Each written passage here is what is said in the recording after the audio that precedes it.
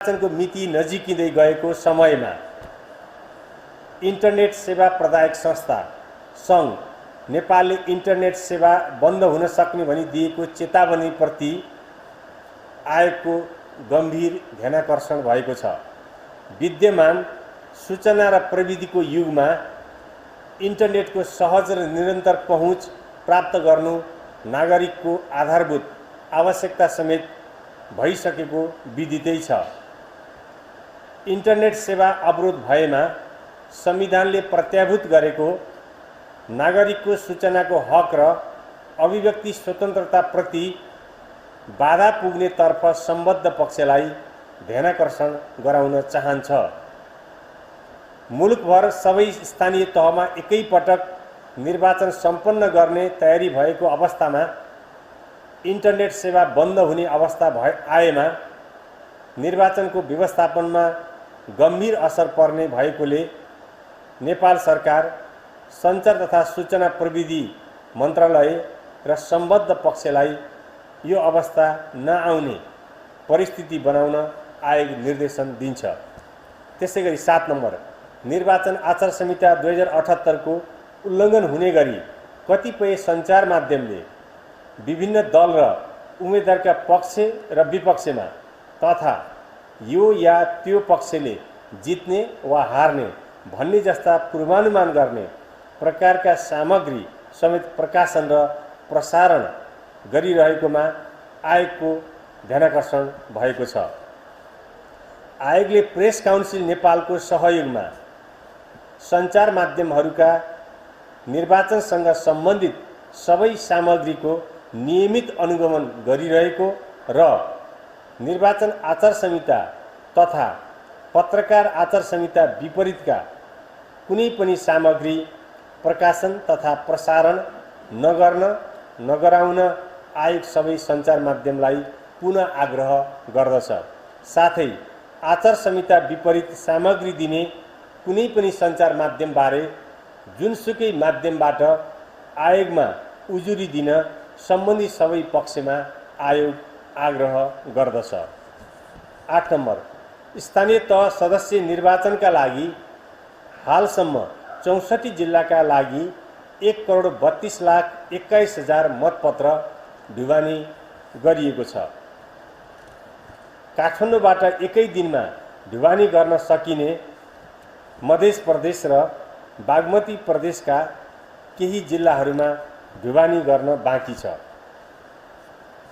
9 number 753 वटा स्थानीय तहमा 6,743 दलित महिला सदस्य पदका लागि हुने निर्वाचनका लागि 170 वटा दलित महिला सदस्य पदमा निर्वाचन दर्ता भएको छैन। त्यसैगरी 353 जना उम्मेदवार विभिन्न पदमा निर्विरोध निर्वाचित हुनुभएको तथ्याङ्क आयोगमा कम्प्युटरमा प्रविष्ट भएको 355 सम्म प्राप्त विवरण अनुसार यहाँलाई जानकारी गराइएको छ। 10 नम्बर नेपाल कम्युनिस्ट पार्टी एकीकृत मार्क्सवादी लेनिनवादीका तर्फबाट काठमाडौँ महानगरपालिकाको प्रमुख पदमा उम्मेदवार रहनुभएका केशव स्थापितले मिति 79 वैशाख 15 गते धुमबाराई स्थित नेसनल कलेजले आयोजना गरेको छलफल कार्यक्रममा व्यक्त गर्नुभएको अभिव्यक्तिप्रति आयोगको गम्भीर ध्यानाकर्षण भएको छ। निर्वाचन आचार संहिता 2078 को दफा 4 को सबैले पालना गर्नुपर्ने आचरणको खण्ड च, ठ र ढ साथै आचार संहिताको दफा 12 को जुलुस, आमसभा, कोणसभा, बैठक एवं भेला गर्दा पालना गर्नुपर्ने आचरणको खण्ड द अनुकूल नभएकोले सो विषयमा आधार कारणसहित 24 घण्टाभित्र स्पष्टीकरण पेश गर्न आयोग निर्देश गर्दछ। 11 महिला पुनर्स्थापना केन्द्र ओरेकले काठमाडौँ महानगरपालिकाका प्रमुख पदका उम्मेदवार केशव स्थापित सम्बन्धमा मिति 79 वैशाख 16 गते जारी प्रेस विज्ञप्ति भनी विभिन्न सञ्चार माध्यममा समाचार प्रकाशन भएको विषयमा आएको गम्भीर ध्यानाकर्षण भएको छ। निर्वाचन आचार संहिताको दफा 11 को खण्ड क मा गैर सरकारी तथा निजी संस्था तथा त्यस्तो संस्थासँग सम्बद्ध पदाधिकारी तथा कर्मचारीले राजनीतिक दल वा उम्मेदवारको पक्ष वा विपक्षमा प्रचार प्रसार गर्न नहुने समेत व्यवस्था छ।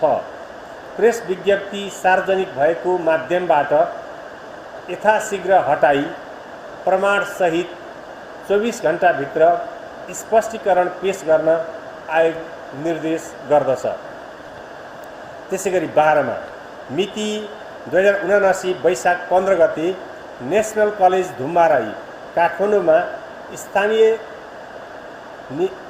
स्थानीय तह सदस्य निर्वाचन सम्बन्धमा काठमाडौँ महानगरपालिका र नागार्जुन नगरपालिकाका विभिन्न दल र स्वतन्त्र तर्फका समेत प्रमुख पदका उम्मेदवारहरूसँग राखेको छलफल कार्यक्रममा विभिन्न व्यक्तिले बोलेको भनी सार्वजनिक भएका विषयवस्तुहरूका सम्बन्धमा आएको ध्यानाकर्षण भएको छ।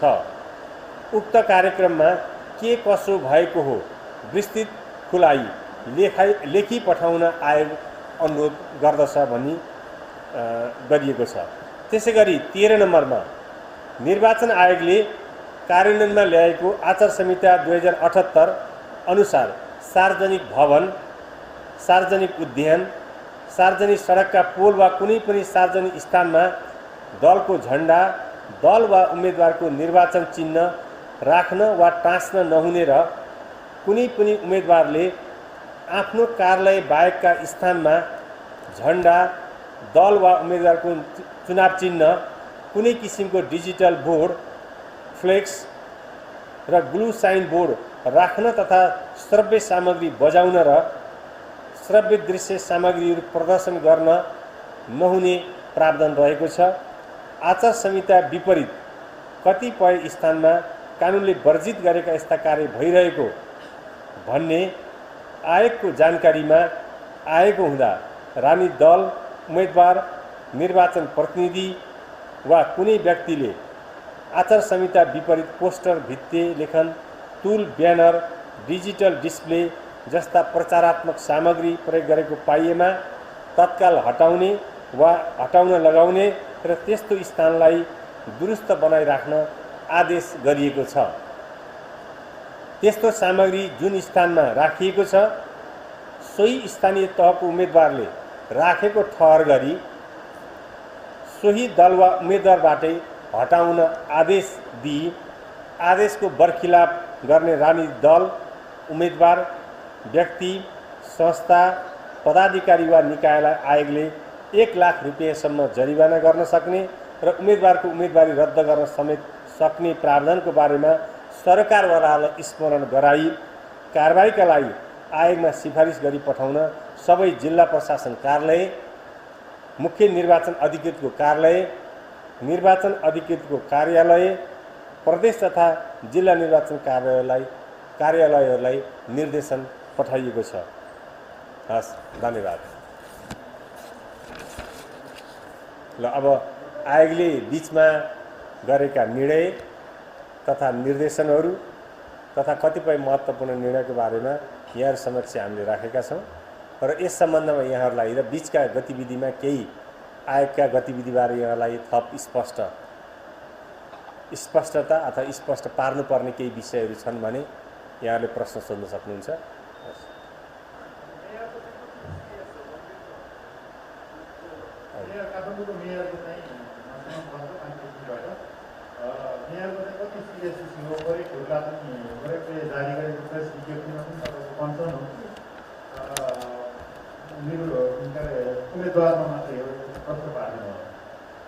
मेयरको इस्यु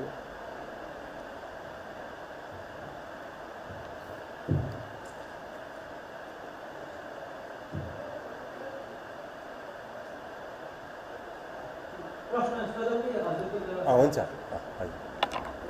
स्थानमा गए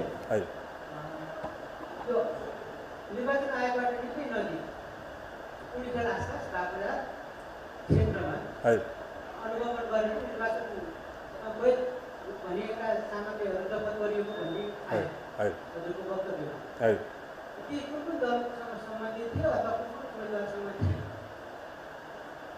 निर्वाचन आयोगले यस्ता खालका अनुगमनले देशभरि एकै दिन चुनाव हुँदैछ त्यसपछि कतिवटा निर्वाचन अनुगमन टोली संयन्त्र बनाएको छ र यसले कसरी काम गरिरहेको छ अन्यत्र पनि यस्ता खालका निषेधित सामग्रीहरू जफत गरेको छ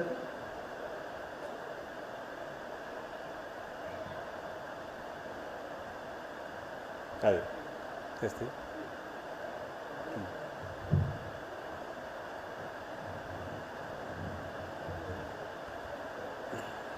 यो निर्विरोध निर्वाचन सम्बन्धमा भन्न एकीकृत डाटाको लागि यो अस्तिदेखि मनोरञ्जनकर्ता भनेदेखि नै समस्या आइरहेको के कारणले गर्दाखेरि त्यस्तो समस्या आएको र यो समस्यालाई सर्ट आउट गर्न हामी के कस्ता प्रयासहरू गरिरहेका छौँ निर्विरोध होइन निर्विरोध मात्रै होइन कि एकीकृत डाटा निर्वाचन मनोरञ्जनकर्तादेखि लिएर उम्मेदवारहरूको अन्तिम नामावली प्रकाशन निर्विरोध निर्वाचनदेखि लिएर अब यो सिलसिला भनौँ न एकीकृत डाटाको लागि यो रिजल्ट नआउनेसम्म चल्दैन हामीले यसो भन्दा मनोरञ्जनता भयो 12 गते समाप्त भयो अहिलेसम्म एकीकृत अब कति बनाउन पऱ्यो त्यो अझै आइपुगेको छैन यही सम्बन्धमा यसलाई सटअप गर्न निर्वाचन आयोगले के गरिरहेको छ आफूलाई कहिलेसम्म हामीले एकीकृत डाटा पाउँछ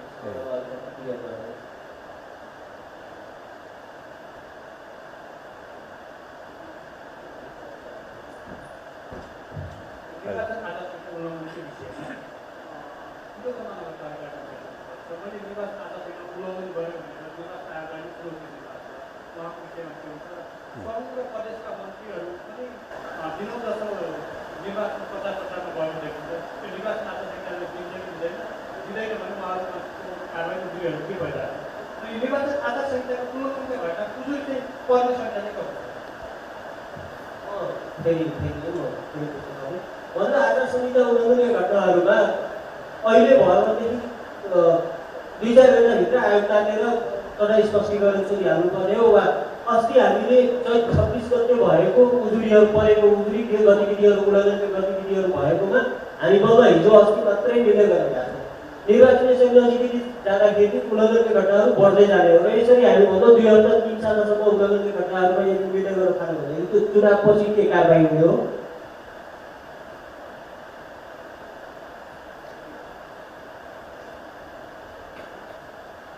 हजुर अरू हस् एकदमै समसामयिक पेचिला चाहिँ प्रश्नहरू सोध्नुभएको छ यहाँ प्रश्नको लागि धेरै धेरै धन्यवाद अब काठमाडौँको मेयरमा उठ्नुभएका केशव स्थापितको इस्यु कति गम्भीर हो र त्यसमा ओरेकको पनि कुरा आएको छ यसको सम्बन्धमा पहिलो प्रश्न आएको छ अब यस सम्बन्धमा चाहिँ हामीले आचार संहिताका विभिन्न दफाहरू चाहिँ केलाएर हेर्दाखेरिमा त्यसरी अभिव्यक्ति दिनु आचार संहिता विपरीत भएको देखिएको कारणले गर्दा आयोगले त्यही हिसाबले चाहिँ स्पष्टीकरण अथवा जवाफ दिनुको लागि 24 घण्टाको समय दिएको छ त्यसै गरी अब कसैले बोलेको कुरालाई चाहिँ एउटा सङ्गठित कुनै सङ्घ संस्थाले चाहिँ जुन एक खालको विभिन्न सञ्चार माध्यमबाट स्पष्टीकरण दिनुभएको छ ती भन्ने कुराहरूमा मुख्य कुरा अब निर्वाचन कसुर तथा सजायले निर्वाचन आचार संहिता भनेको लिगल र मोरल बाइन्डिङ हो अब हेर्दाखेरिमा त्यो लिगल कुराहरू आकर्षित नहुने त्यसले हाम्रो चाहिँ सिस्टमलाई हाम्रो चाहिँ नैतिक पक्षलाई अलिकति कमजोर पार्दै लाने त्यो धरातललाई कमजोर पार्दै लाने हाम्रो सामाजिक व्यवस्थामा अलिकति त्यो उच्छृङ्खलताहरू बढ्दै जाने त्यस्ता खालका कुराहरू पनि नहुन् भन्ने आशयले कतिपय नैतिक पक्षसँग जोडिएका कुराहरू यहाँ सोधिएका छन् कतिपय नैतिक पक्ष हुन्छन् ती नैतिक पक्षसँग जसले ठुलो गम्भीर क्षति नगरे पनि त्यसले चाहिँ के छ निर्वाचनको गुणस्तरीयतालाई खस्काउने अथवा निर्वाचनप्रति धारणा जति युथमा बढ्दैछ नि अलिकति न्यू अथवा एक खालको नकारात्मक धारणा त्यसलाई झन् बढावा दिने त्यस्ता खालका कुराहरू नहुन् भनेर पनि एउटा प्युरिटीलाई मेन्टेन गर्नको लागि पनि सोधिएका हुन्छन् त्यसलाई हामीले त्यसरी नै बुझ्नु पर्ला गम्भीर खालका कानुनी पक्षलाई आकर्षित नहुने हुँदाखेरि पनि कतिपय नैतिक पक्षलाई हेरेर गरिया हुन्छ। त्यस्तै अहिलेको आचार संहितामा केही कुराहरू अलिकति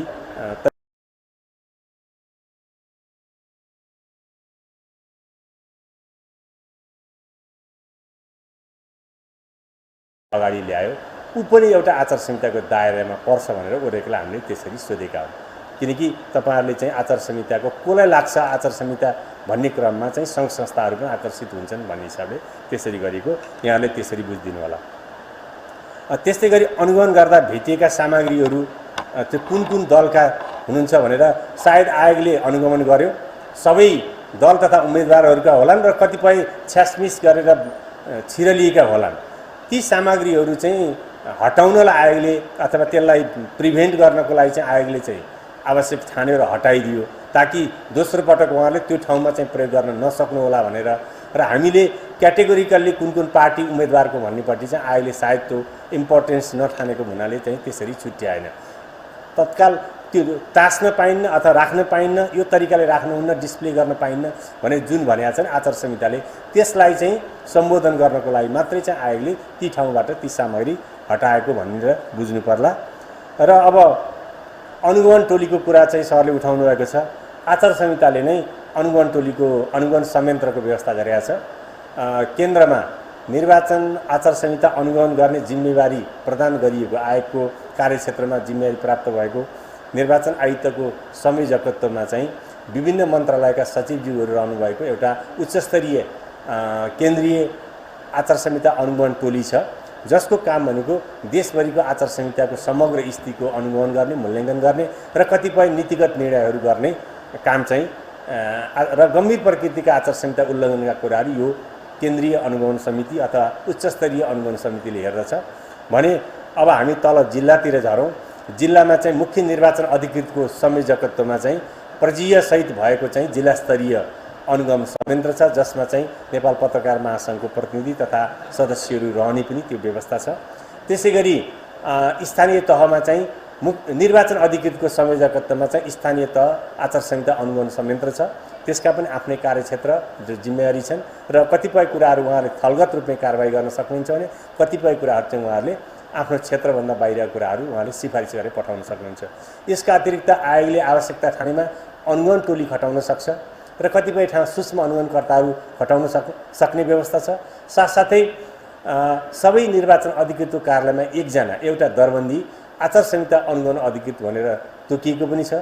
यसरी एउटा आचार संहिताको कम्प्लायन्स बढाउनको लागि, पालनालाई जोड दिनको लागि चाहिँ यसरी विभिन्न अनुगमन संयन्त्रहरू व्यवस्था गरिएको छ र उहाँहरूबाट स्थानीय प्रशासनसँग मिलेर अनुगमन गर्ने र आचार संहिता पालना गराउनमा जोड दिइराख्नु भएको छ। अब अर्को प्रश्न छ यो निर्विरोधको डेटा, अहिलेसम्म पनि यो पुरै डेटा पाइएन। अब यसमा चाहिँ के छ भन्दा अब 753वटा स्थानीय तहमा त्यहाँ हुने समयभित्र हुने काम चाहिँ नियमित रूपमा भएको छ। जस्तै निर्वाचन अधिकृत कार्यालयमा अब 11 र 12 गते हुने मनोनयन पनि उहाँले टाँस्नु भएको छ। त्यसै गरी चाहिँ दाबी विरुद्धको उजुरी पनि समयभित्र उहाँले लिनुभएको छ। दाबी विरुद्ध उपर चाहिँ निर्णय पनि उहाँले गरेर त्यसको फाइनल पनि गर्नुभएको छ। त्यसै गरी अन्तिम मतदाता नाली पनि उहाँले निकाल्नुभयो र अनि चाहिँ निर्वाचन चिन्ह पनि दिनुभएको छ। यो काम चाहिँ हरेक चाहिँ वैधानिक तरिकाले गर्ने गरी स्थानीय तहमा गर्नुभएको छ। यदि यहाँहरूले भने जस्तै यस्तै डेटा आए जस्तै स्थिति स्थानीय तहमा भएको भए त अहिलेसम्म यहाँहरूकै सञ्चार माध्यमबाट धेरै कुराहरू आइसक्थ्यो होला। यो रह्यो समस्या के भन्दा हाम्रो कम्प्युटर प्रविष्टिको हो। अब थाहा छ अब अहिले अलिकति यो मौसमको गडबडीले गर्दा तराईतिर हुरी बतासले गर्दा बिजुलीहरूको सप्लाई हुन नसकेको, अब अलिकति हाई अल्टिट्युड भएको ठाउँ हाम्रो इन्टरनेटले राम्रोसँग काम नगरेको र कतिपय कुराहरूमा चाहिँ आयोगले सम्बोधन गर्नुपर्ने कुराहरू त्यसको कारणले पनि अलिकति ढिलाइ भएको कारणले गर्दाखेरिमा यो डेटाहरू कम्प्युटरमा प्रविष्ट गरेर त्यसलाई चाहिँ भेरिफाई हामीले यहाँबाट उल्टो हामीले स्थानीय तहसँग पनि अन्तर्क्रिया गरेर अथवा उहाँहरूसँग प्रश्न सोधेर चाहिँ डेटाको भेरिफिकेसन पनि गरेका छौँ र अब यहाँहरूलाई दिँदाखेरि डेटा जुन हामीले वेबसाइटमा अपलोड गर्छौँ त्यो त शुद्ध डेटा दिनु पर्यो। जुन कम्प्युटरमा प्रविष्ट भएको छ त्यो हिसाबले चाहिँ हामीलाई त्यो कम्प्युटरमा प्रविष्ट गर्ने कारणले गर्दाखेरि ढिलो भएको प्रविष्टिको कारणले नै भने फिल्ड लेभलमा सबै कामहरू नियमसम्मत ढङ्गबाट भइरहेका छन् र कम्प्युटरमा प्रविष्ट भएर यहाँलाई समयमै डेटा दिन नसकेकोमा चाहिँ यो विविध कारणले विविध प्राविधिक र भौतिक कारणको चाहिँ असुविधाको कारणले गर्दा यहाँलाई जुन प्राप्त हुन सकेन त्यसको लागि चाहिँ हामी क्षमा प्रार्थी पनि छौँ। र जुन कुरा अब भर्खरै पनि अब अहिले डेटा चाहिँ त्यसलाई भेरिफाई गर्नलाई साथीहरू अहोरात्र खट्नुभएको छ। तपाईँहरूले त्यो भिजुअल खिच्न पनि सक्नुहुन्छ र मैले चाहिँ 3:55सम्म पनि हामीले प्रेस रिलिज तयार गर्ने क्रममा पनि लास्ट अन्तिम चाहिँ हाम्रो दलित महिला वडा सदस्यको कति हो, जस्तै हिजो बेलुकासम्म हाम्रो जेयुएसीमा आएको र तलको डेटा 149 थियो, तर भेरिफाई रातभरि चाहिँ बसेर अब अहिले बिहानदेखि लागिराखेर साथीहरूले त्यो भेरिफाई गर्दा त्यो सङ्ख्या बढेर 170 पुगेको छ। लगभग अहिलेसम्मको डेटाको अन्तिम त्यही हो कि विगत 74 सालमा चाहिँ हाम्रो 176वटा वडामा दलित महिला सदस्य चाहिँ उम्मेदवारी नपरेर खाली भएको थियो भने अहिले चाहिँ त्यो 70मा आएको छ। अब हामी अपेक्षा गरौँ यो 70 भन्दा बढी सङ्ख्या नआओस्, किन केही न केही सुधार भएको देखिन्छ। त्यस्तै गरी निर्विरोध भएको चाहिँ उम्मेदवारको सङ्ख्या पनि हिजोसम्म हामीले प्राप्त डेटा चाहिँ 329 थियो भने अब अहिले पछिल्लो 3:55सम्म त्यो डेटा चाहिँ 353 आएको छ। यसरी तपाईँहरूलाई हामीलाई प्राप्त भएको भेरिफाई भएको रियल डेटा चाहिँ तपाईँहरूलाई दिने 1 मिनट पनि कन्जुसाइ गरेका छैनौँ र यो कुरा हामी चाहिँ यहाँलाई निवेदन गर्न चाहन्छौँ। र अब अहिले त 24 गते चाहिँ आएका कुराहरू अहिले कारबाही गर्दै हुनुहुन्छ। अब यो एकदमै क्लाइमेक्सको सिचुएसन अब प्रचार प्रसारको आइरहेको छ, निर्वाचन आचार संहिता उल्लङ्घनको कुराहरू पनि धेरै नै भइरहेको छ। कतिपय उम्मेदवारले त ल म आचार संहिता उल्लङ्घन गर्छु, म च्यालेन्ज दिन्छु सम्म भन्नुभएको छ। अहिलेसम्म उहाँको भरबल आएको छ। यदि त्यसलाई नोटिस अथवा त्यसलाई ध्यानाकर्षणमा राख्ने चाहिँ हो आयोगले, तर यदि उहाँले गरेको कुरा प्रमाणसहित फ्याक्ट फिगर र बाइटको आधारमा चाहिँ यदि आयो भने उहाँ चाहिँ पक्कै पनि कारबाहीको भागीदार बन्नुहुन्छ। त्यसमा कुनै शङ्कै छैन। हामी अहिले यति मात्रै भनौँ, भनाइ र गराइमा कति भिन्नता हुँदो रहेछ अथवा त्यस्तै खालको व्यवहार गर्नुहुन्छ कि भनेको मात्र हो, किनकि अहिले उहाँको भरबल मात्रै आएको छ। त्यस्तै मन्त्रीको प्रचार प्रसार कुरा छ। यो आचार संहिताले एकदम प्रष्टसँग लेखेको विषय हो कि पब्लिक पोस्टमा बस्नुभएको र पब्लिक रिसोर्सेसमा उहाँहरू यात्रा गरिराख्नु भएको छ भने त्यो चाहिँ पक्कै पनि यो आचार संहिता उल्लङ्घनको विषय हुन्छ र त्यसमा चाहिँ आयोगले अब विभिन्न सञ्चार माध्यमबाट आएको छ, आयोगको ध्यानाकर्षण भएको छ। आयोगले पक्कै पनि यसमा चाहिँ थप कदम चाहिँ चाल्नेछ। मैले अहिले यहाँहरूलाई भने मुख्य कुरा अहिलेसम्म यहाँले उठाएको कुरा लगभग सम्बोधन भयो होला जस्तो लाग्छ। सर यो निर्विरोधको जुन उम्मेदवार निर्विरोध हुनुभएको छ, आयोगले चाहिँ यो कारबाही र दललाई पनि निर्वाचन चिन्ह प्रदान गरिसकेपछि उहाँहरूलाई अब घोषणा भइसक्यो के घोषणा निर्विरोध भएर के प्रक्रिया उम्मेदवारको उम्मेदवारी घोषणा भनेको यो दाबी विरुद्धको प्रक्रिया निर्विरोधको घोषणा हजुर जो निर्विरोध हुनुभएको छ। यसो हुन्छ, निर्विरोध भएको कुरा चाहिँ कानुनबाट देखिए पुष्टि भयो, तर उहाँहरूलाई पनि निर्विरोध घोषणा भनेको 30 गते पछाडि गणना गर्दाखेरिमा सँगै सर्टिफिकेट त्यही समयमा दिइन्छ। सर्टिफिकेट त्यही समय नै दिइन्छ। अहिले नै उहाँ निर्विरोध भयो भनिन्छ, तर सर्टिफिकेट हामी पछि नै दिइन्छ। है यसलाई हामीले सेग्रिगेटेड गरिसकेका छैन। अहिलेसम्म प्राप्त सङ्ख्या मात्रै हामीले अहिले भने हो। हामीलाई चाँडै नै हामी पनि हतारमा छौँ। ती सबै तपाईँहरूले सोध्नुहुन्छ, विभिन्न फोनबाट आउँछ, हामी दिन हतारमै छौँ, तर हामी एकदमै लागिरहेका छौँ। हामी सेग्रिगेटेड डेटा नै दिन्छौँ हजुर। हस् ल, यहाँले प्रश्न सोधिदिनु भयो, सुनिदिनु भयो, त्यसको लागि सबैलाई धेरै धेरै धन्यवाद। नमस्कार।